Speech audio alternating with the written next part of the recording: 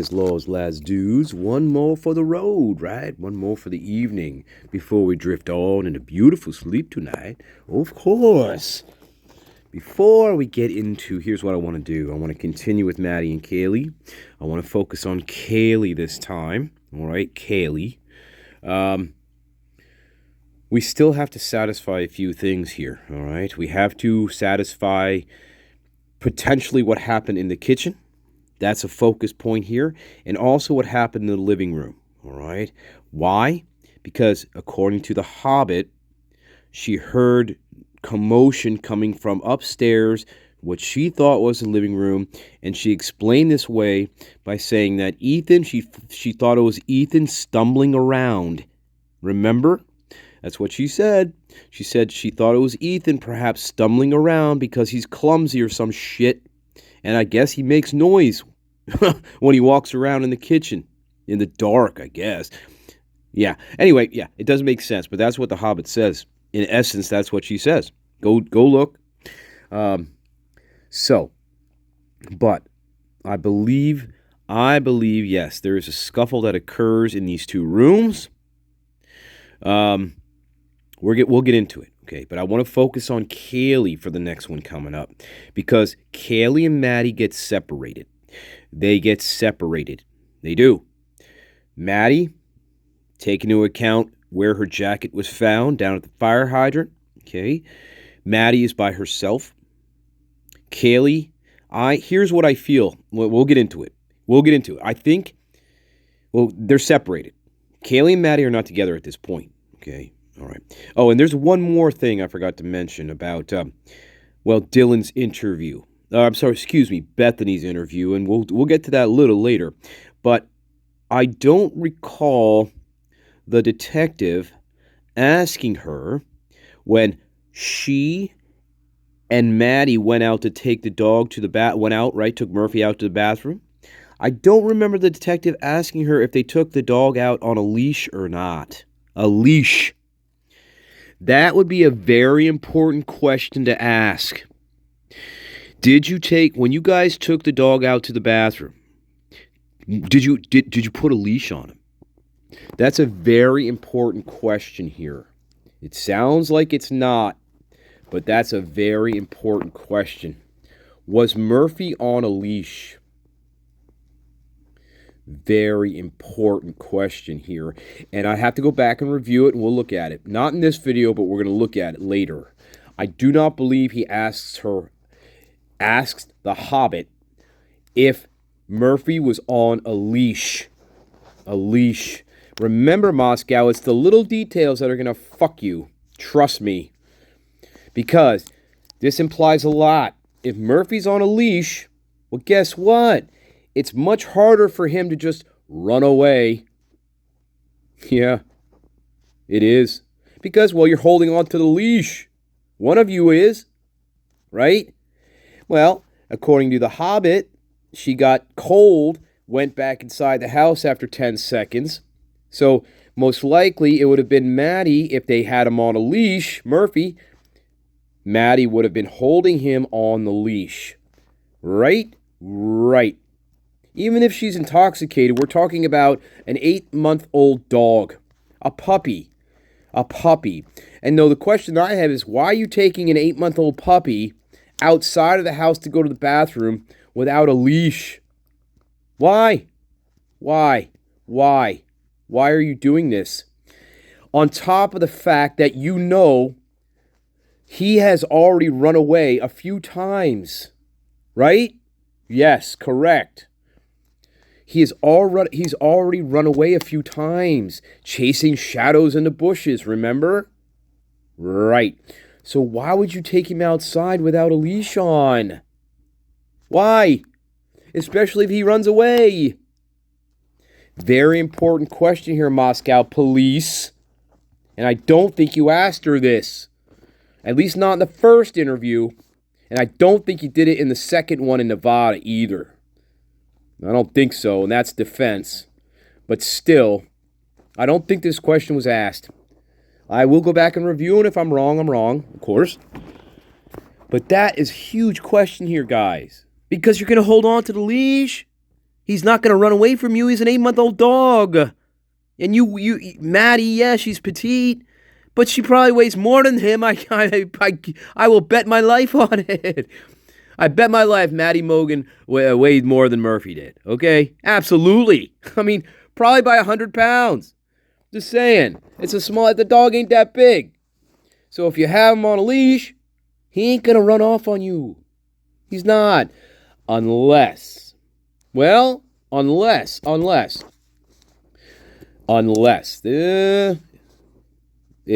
could happen. Maddie was intoxicated. We know this. She was intoxicated. She seems extremely intoxicated at the grub truck. For sure. For sure. Now, is it possible if the dog was on a leash, she wasn't really paying attention to what it was doing? Yes. Maybe she didn't have a good grip on the leash? Correct. That could happen. And maybe Murphy sensed something in the area. It could have been an animal. It could have been a rabbit. It could have been anything. It could have been something. It could have been an animal. Anyway, this dog is mischievous. This dog likes to run away and chase stuff in the bushes. That's what this dog has done at least 2 times in the past. Anyway, so it's possible, even if the dog was on a leash, the dog could have slipped away from Maddie and ran off. That is possible, especially in her inebriated state, for sure. So, yeah. But still, you have to ask this question, though, Moscow Police. You have to ask this question, Moscow Police Department. It's important here. It's going to give you a picture of, did they have control over the dog? Did they have any control over the dog here? But they never asked this question. And again, I'll go back and review it with you guys. I don't think they asked her if the dog was on a leash. No. Anyway, Maddie gets separated. Maddie ends up down at the fire hydrant. And I feel because she's still looking for Murphy. You're correct. Maddie does call Bethany. She does. She calls Bethany approximately 2:53 a.m. is when Maddie Mogan calls Bethany Funk at 2:53 a.m. I do feel that is Maddie's phone call. That's yes. I feel this is still valid. I still feel Maddie is alive at this point, and I believe Kaylee is also still alive at this point. This one's a little harder to know. This one's harder to answer. But yes, I feel Kaylee is still alive at that point. Maddie is still alive at 2:53 a.m. She calls Bethany Funk. Why? Because of the dog. Now we know why. And guess what happens here? Bethany doesn't answer the call. That's why Maddie goes down to her room and knocks on her door. Because Bethany doesn't answer her telephone call at 2:53 a.m. Now, Bethany could have been sleeping. Don't know. But regardless, she doesn't answer Maddie. She doesn't answer her. And that is why Maddie went to Bethany and knocked on the door and asked her where Murphy was. That was why Maddie called Bethany. That's the reason why she called her. She didn't know where the dog was. And then when she went down to Bethany's room and asked her, where's Murphy? And Bethany says, I don't know. That prompted Maddie to go looking for him. And she ended up down at the fire hydrant. This is where Maddie gets accosted. She starts getting attacked. In my opinion, she runs back to the house. Okay. Maybe I should just continue with this then. We'll get into Kaylee. We might get into Kaylee here, okay? But I need to finish this scenario, I think, with Maddie here. Okay. However, in this scenario, this is still 2, all right? This would explain why Maddie called Bethany. It would also explain why then Maddie was prompted to go to Bethany's room, knock on the door, where's the dog? Where's Murphy? Which prompts Bethany to say, I don't know where Murphy is, and that prompts Maddie to go out looking for Murphy. That's correct. However, in the meantime, Maddie also contacts Jack DeCour. And I feel this is because she doesn't know where Murphy is. She's concerned about Murphy. She loves Murphy here. The only 2 people, Maddie and Kaylee love Murphy. They do. Maddie, so what we're seeing here from Maddie is concern for Murphy here. That's why I feel she contacts Jack Ducour, not for any other reason. There's no social thing going on here between Maddie and Jack Ducour. This is strictly because of the dog. Maddie is concerned about the dog. She doesn't know where the dog is.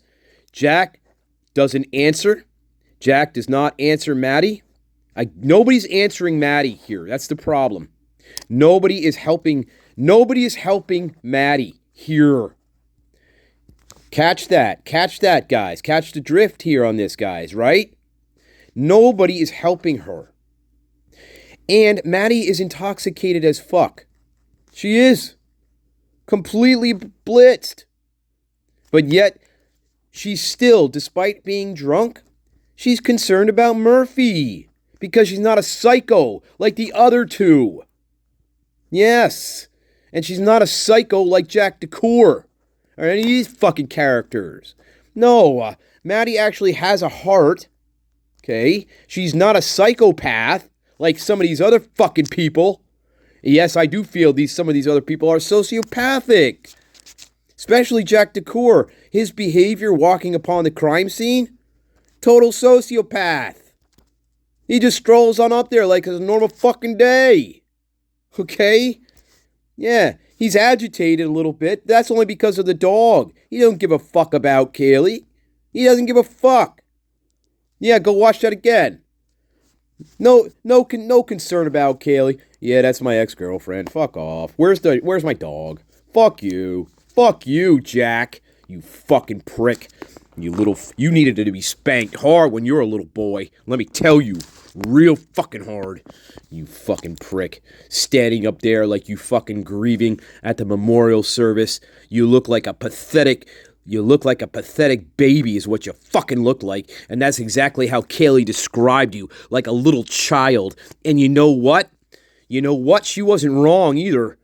Kaylee was not wrong. Because you looked like a little goddamn child up on that memorial service stage. You looked like a little goddamn baby. You fucking prick. Fuck you. Trust me. Remember Black Magic, my friend? You remember Jimmy Page and all this shit? The darkness sometimes will find you. It will. When you least expect it. That darkness.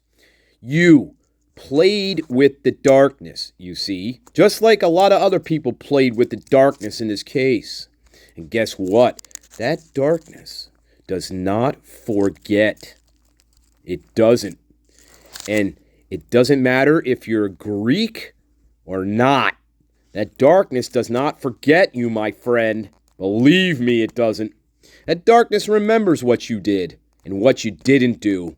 Anyway, nobody's helping Maddie. So Maddie takes it upon herself to go down to the fire hydrant to look for Murphy. Simple. That's why her coat ends up there. And yes, that is her coat. Okay? Yes. That is her coat. And yes, there are two... all right. Anyway, she gets accosted at the fire hydrant. She runs back to the house. That's the closest point of safety for her. She runs back to the house. She gets to... Now, here's another thing. Here's a question we have to answer. When let's say, okay, she runs back to the house, correct? In this scenario, she runs back to the house. Here's the question. Does she go in the front door of the house? Does she go in the front door? Or does she go around the back to where the sliding patio door is? Which one? Which door does she go in? Does she go in the front door? That could possibly explain the noise that Bethany Funk supposedly heard about, a boom. Possibly. It could be the front door being slammed open by Maddie running inside the house, getting away from the people chasing her. Okay? Or does she go around to this back sliding glass door? If you say she goes around to the back sliding glass door, well, guess what? That would explain the kitchen scuffle. Because they come in right behind her. And that would also explain the scuffle we hear in the living room. And guess what? Now here's where Kaylee comes in here. Kaylee is separated from Maddie for one reason, and that is privacy. Privacy. Maddie and Kaylee are not together here because she is giving Kaylee privacy to call Jack Decor. That's why they are not together here. And Kaylee is calling Jack Decor in her room. In her own room. That's why she asks Maddie and or Bethany. That's why she asks them to take the dog out. That's why Kaylee doesn't go outside. It's not because of anything else here. It's because she wants privacy to contact Jack Decor. Right? Right. That makes sense. It does. So anyway, that's why they are not together here. They're separated. They're separated. Yeah. Anyway, so Maddie comes in. You have to answer this question though. Did she come in through the front door, or did she go around and run around to the back sliding glass door and try to go in that way? My guess is, here's my guess in this one. Okay. Follow me here, guys. Follow me. I know this. Follow me. Follow me in this. Okay. The answer, I feel, to this question would be, she is going to run around to the back sliding glass door. Why? Why? Because if that front door is shut and locked, well, guess what? You're going to have to punch in a fucking code to open it. And you know how much time that may take if you have two people chasing you? It's going to take a long time to punch in that fucking code, especially if you're inebriated. Hell yes, it will. It may only be 4 digits or 5 digits or whatever, but it's going to take you a little bit to do it, especially you have at least 2 people behind you, and you know they're behind you. So, do you bother going to the front door and try to punch in digits to open it? No, you're going to run around to the back sliding glass door because that door is most likely going to be open. And that would also explain the handprints on the fucking glass. Those are Maddie's handprints. Those are Maddie's handprints, guys.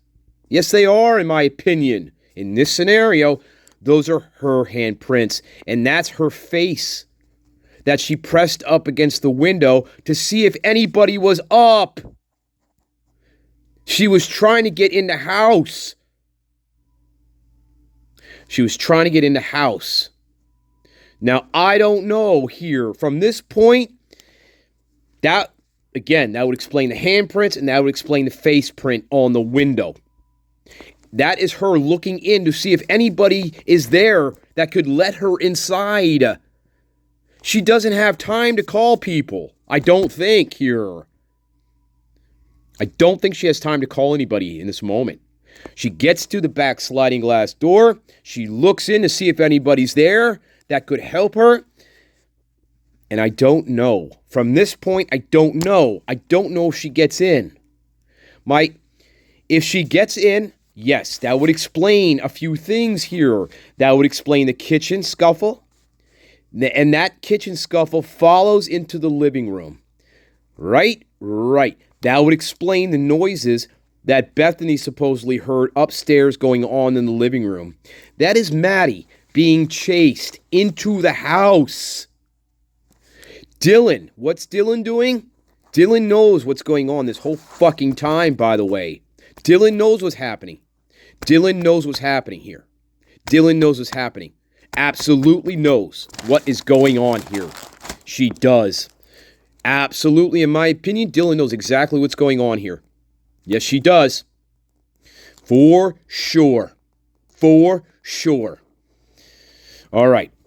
But if Maddie makes it inside through the kitchen, the sliding glass door, that would explain the shit we see in the kitchen, why it's rearranged, why shit got knocked over. That'll also explain the living room scuffle, why there's blood in there, why there's blood in the kitchen. Not full pools of blood. She didn't get unalived in the kitchen nor the living room. She didn't get killed in those rooms either. Okay. Catch our breath here on that. Think about this, though. Think about this scenario. It doesn't make sense. To me, this makes sense. The question you have to answer really, though, A, did she use the front door? No, I don't think so. Again, if that front door is locked right here, you're going to have to punch a code in. And that's going to take time, guys. And she's drunk. Drunk. We see her drunk at the grub truck. Now, she could have sobered up a little bit by the time she got home to 3 a.m. She could have sobered up, sure. However, she also could have been much more tired, though, at this point. Just saying. Regardless. She's in an altered state, regardless of if she sobered up a little bit or not. She's still altered here. Altered. That's a problem. Remember, all four of them, they were all in danger. All of them were in danger. They were all in danger. All of them. All of them. Slightly different reasons, but not by much. Slightly different reasons, but not by much. Okay, not by much. But they were all in danger. Except Dylan and Bethany. Dylan and Bethany were never in any danger. They never were, and they never were going to be in any danger. That explains why Dylan is left alive. Dylan should have been killed. Nobody can explain why Dylan is left alive. And Dylan can't even explain why. Dylan let me back up. Dylan knows why she's left alive. Because she knows who did this. These are her associates. Okay? She knows who they are. Yes, Dylan was not in any danger that night. And Bethany was not in any danger that night either. And they know it. They both know it. They both know it. And they both know it. Nothing will change my mind on that. Nothing. Okay, then why wasn't Dylan slaughtered? Nobody can answer this question, guys. Go try. People in denial. Try to answer my question. Why wasn't Dylan slaughtered like the rest of them? You can't answer it. Try. Go ahead, try. Any answer you give me, I'm going to shoot down within 5 seconds. Trust me, do it. I've done it to myself. I've already done it to myself. And what you're going to do is not going to be any different than I did. Because I shot myself down within 5 seconds on each of the reasons that I try to come up with why Dylan was kept alive. And there's no good reasons. And the only reason that satisfies this condition is because she knew the attackers. That is the only logical answer that satisfies this question. It is. Trust me, it is. Go and do it. Do it. You can't answer the question reasonably because there's only one reasonable answer to this question, and that is Dylan knew who these people were. Absolutely 100%. That is logical, and that is foolproof. You cannot penetrate this question. You cannot penetrate this answer. You can't. That is the only logical answer that satisfies this question. That's what we call here. It's very simple, Moscow Police Department, if you actually knew what you were doing. It's called Socratic questioning. That's all you have to do. Socratic questioning. Morons. For real. For real. Real. And if this was a real investigation, you would have seen a hell of a lot more than this going on. Fuck yeah, you would have. Socratic questioning. And that's one for the fucking Greeks if I ever saw one. Fuck you. Master Nature doesn't fuck around. I told you that from the very beginning here. Anyway, that's for the Greeks. And that's for Moscow Police. And that's for Idaho State Police. It's called Socratic questioning, you dumbasses. You fucking corrupt bastards. I didn't see any of this. I didn't see any of this in your goddamn interviews. Nothing approaching this. I didn't see anything that approached the read technique at all. Nor did I see any Socratic questioning of your suspects. You fucking bastards. I know what you did. I know what you did. I know what you did. I know what you did. Here. Believe me. And my garden knows more and more what you did too. Absolutely, Moscow Police and Idaho State Police. We know what you did. And we're getting closer and closer to really understanding the process here of what happened here. What happened here? We have to do our own Socratic questioning because you idiots didn't do it. You absolute sons of bitches. You corrupt sons of bitches. Just like Thompson, just like Judge Hippler, that fucking vampire prick. They all went along with it. All of them. All of you. You're all corrupt, and you all deserve iron stakes through your hearts like vampires. Seriously, for the corruption that you pulled here. In my humble opinion. Right? Right. Hey, this is my hammer. This is my hammer. Do you understand? This is my hammer. And I got a lot of them. A lot. In fact, I have an unlimited supply of them. How about that? Anyway, I'm going to leave it right there. That is part 3 in looking at what actually happened to Kaylee and Maddie. I'm going to get on to what I feel, I'm going to give you the scenario that I feel that fits Kaylee and what happened to her here. Okay, good. We're getting there, guys. But before I go, I want to remind you, and I'm going to read this to you guys. This is very important. This document, this comes from the case. This comes from the court record. Okay? We have to look at this again. If you ever wonder where I get the psychotic prime from, this is where I'm getting it from. And you ask me, how do I know it started when she was 16 or in high school? This is where I'm getting it from, guys. It's always important to go back. We have to go back. And this is why I want to show this to you again, my garden. I have to show this to you again, my garden. This is extremely important in describing Dylan Mortensen. Remember this. Don't forget this. I know you guys won't. You're my garden. I love you.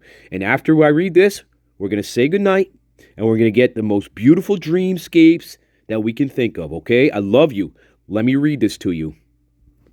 All right, guys. Now, this interview has not been released yet. We know this. This is the 3rd interview with Dylan. The first one occurs outside of the house. The second one occurs with Mallory. This is the 3rd interview with Dylan. Well, you can consider this a second official one, okay? Well, the first one was official as well, but not let's say a formal sit-down. All right? This has not been released yet. It will. So this is November 17th now. 5 days, Yeah, well, 4 days after. Let's read this. This comes from Defense Motion in Limine, number 7, Witness Identification, Bushy Eyebrows. I'm waiting for this one to come out, believe me, so I can rip it to shreds. So this is November 17th, 4 days after. Dylan was interviewed by Detective Gooch and indicated that she was really asleep and probably very drunk when she woke up around 4 a.m. on November 13th. Remember this one. Throughout the interview, Dylan expressed uncertainty about what she heard and saw and did not know if it was real or if it was a dream or if her mind was playing with her. Remember the psychotic prime? Here you go. Again and again. Quote, "It just doesn't make sense." Dylan described the intruder and told Detective Gooch that she recalled seeing his eyebrows. His bushy eyebrows all of a sudden, remember? But she did not recall the color of the eyebrows. She did not remember the eyes or the mouth, just the eyebrows. When she saw the intruder, she thought that the intruder was about 3 feet away from her, but that could be off, since she was still a little bit drunk. She did not think that she could remember enough to give composite for a composite sketch to the artist. Remember? Yeah. She could just recall the bushy eyebrows, but not the shape or color of them. In this interview, Detective Gooch asked if Dylan had anxiety, which led Dylan stating that she had a lot of lucid dreams of being kidnapped or chased, like Maddie. Like Maddie. Remember what Dylan does? Dylan likes to take what happens to other people and apply it to herself. This is the third example of this we see here. Guess who was being chased and or kidnapped? Take a wild guess here, guys. Yeah. Yes. She does this over and over and over again. She does this with the stalker. She applies the stalker to herself. She does this to being chased or kidnapped. I'd pick Maddie for this, and or you could pick whoever. I'm picking Maddie to be chased. Dylan knows all this information. She knows what happened to them. Again, Dylan likes to apply things that happen to other people and make it as if they happen to her. She is psychotic. Let me carry on. Dylan had anxiety, okay, which led Dylan, more than anxiety, my friend. We're going to say it's a lot more than anxiety.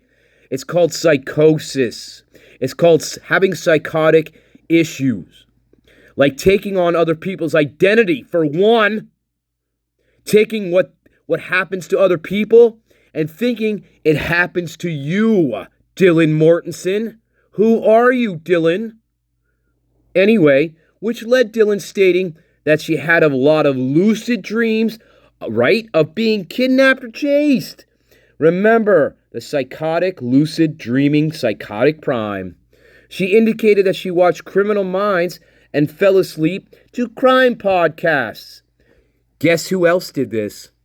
Guess who else liked to watch things that involve true crime? Take a guess. Kaylee. This is Kaylee. Dylan doesn't do this. She's talking about Kaylee. Once again, she is taking what other people do in their lives and she's applying it to herself here. Dylan doesn't fall asleep to Criminal Minds. Dylan doesn't listen to fucking crime podcasts. Are you kidding me? No. Dylan is a 19-year-old alcoholic who has severe psychosis and severe mental health problems. Kaylee was the one who liked to watch this stuff and fall asleep to this stuff, not Dylan. Remember this, guys. Extremely important here. Dylan likes to borrow. Once again, I'm going to say this. Dylan likes to borrow what happens to other people in their lives and apply them to herself as if they're real. And they're not real. What she is describing here is what Kaylee does. Or did. But you know what I'm saying? What Kaylee would do. That's what Kaylee would do. Anyway, that's another reason why I think Kaylee was freaked the fuck out about her. She was freaked out by Dylan. Because I think Kaylee figured out that Dylan was like a shapeshifter kind of fucking thing. I think to Kaylee knew that Dylan had severe mental health problems and that Dylan was a fucking shapeshifter. I'm being serious here, guys. I mean, it's a way of describing it, but she's a fucking shapeshifter because she doesn't know who she is. That's why we see all these pictures in her room. And in this document, it says a lot of them were drawn by her. She drew those pictures herself because she doesn't know who she is, guys. Dylan is an extremely dangerous person. Extremely dangerous person. These lucid dreams began in high school. What time do we hit high school? Right. But for her, in my humble opinion, these quote-unquote lucid dreams, this is also known as psychosis. We're starting to see symptoms of psychosis here. Dylan describes them as lucid dreams, but what she's in fact describing is this is the beginning of her starting to have some type of psychotic problem. Schizophrenia, it's not full-blown yet, but there are undertones here, and it began in high school. Yes, it did, Dylan. Thank you for that. Not getting this one, but she's also interviewed a fourth time. They interview her this is the third formal sit-down interview. The third formal one, guys. We're waiting for this one to come out too. There's two more we're at least waiting to come out that we can rip and tear. December 1st is another one we're waiting on here. December 1st, right? A half of a month later, she was interviewed again and described the intruder. Again, she didn't see his eyes, but she saw one eyebrow. Remember how it changed here. Yes, they prime her. Especially in this December 1st interview. The prime is primed. She is already the prime suspect. Anyway, I'll leave you right there, my loves. I love you. I needed to go back over that with you again. Again, she talks about having really bad dreams, scary dreams, psychotic dreams. This is also very telling. She did not know what parts of her recollections were psychosis and what parts were real. All you have to do is substitute, okay? Dreams for psychosis and what parts were real. This means the same thing. That's exactly what it means. Dylan is psychotic, and Dylan Mortensen, in my humble opinion, is an extremely dangerous person here, especially with no guardrails. Goodbye, Amanda Knox. Goodbye, Dylan Mortensen. I love you. Well, no, I don't really love you. Stanley loves you. I don't love you at all. I don't love you at all. Oh my God, you should be in jail. Anyway, I love you, my garden. I hope you like that one.